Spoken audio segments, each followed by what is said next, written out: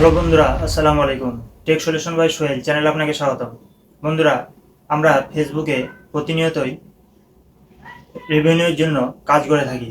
আর অনেকেই জানি না এই একটি সেটিং যদি আমরা না করে রাখি, আমাদের যতই হাজার হাজার ডলার জমা হোক, আমাদের কিন্তু ব্যাংক অ্যাকাউন্টে জমা হবে না।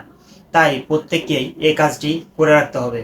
আর যদি না করে রাখেন, আপনার ড্যাশবোর্ডে আপনাকে ডলার দেখাবে, কিন্তু সেটি আপনার ব্যাংক অ্যাকাউন্টে সেন্ড হবে না। তো ভিডিওটি শুরু করার আগে আপনাদের সামনে ছোট একটি রিকোয়েস্ট, আপনারা যদি এই চ্যানেলে নতুন হয়ে থাকেন তাহলে অবশ্যই চ্যানেলটি সাবস্ক্রাইব করে দেবেন।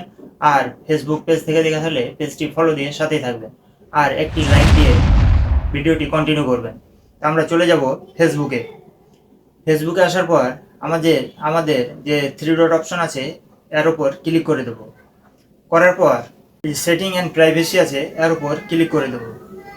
এর উপরে ক্লিক করার পর আমাদের সামনে এরকম ইন্টারফেস আসবে। এখানে নিচে দেখেন অর্ডার অ্যান্ড পেমেন্ট, এর উপর ক্লিক করে দেব।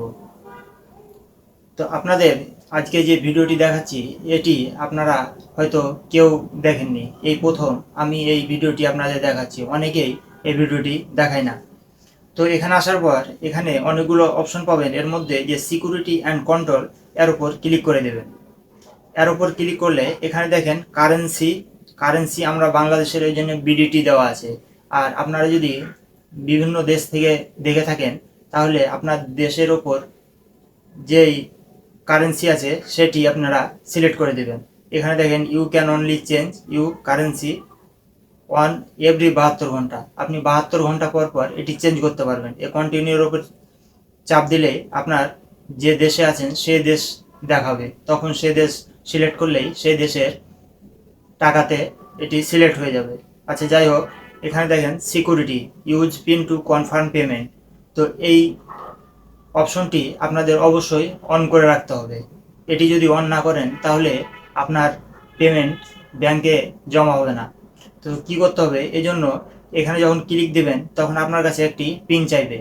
তো 4 ডিজিটের একটি গুরুত্বপূর্ণ পিন আপনাকে অবশ্যই দিয়ে নিতে হবে, যেটি আপনার মনে রাখতে হবে এবং প্রয়োজনে আপনাকে ডায়েরিতে লিখে রাখতে হবে, ভবিষ্যতে প্রয়োজন হবে।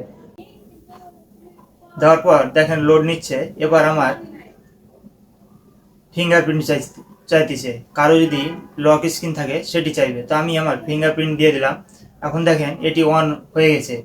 তো আপনারা বুঝতেই পারলেন যে এটি কিভাবে অন করতে হবে।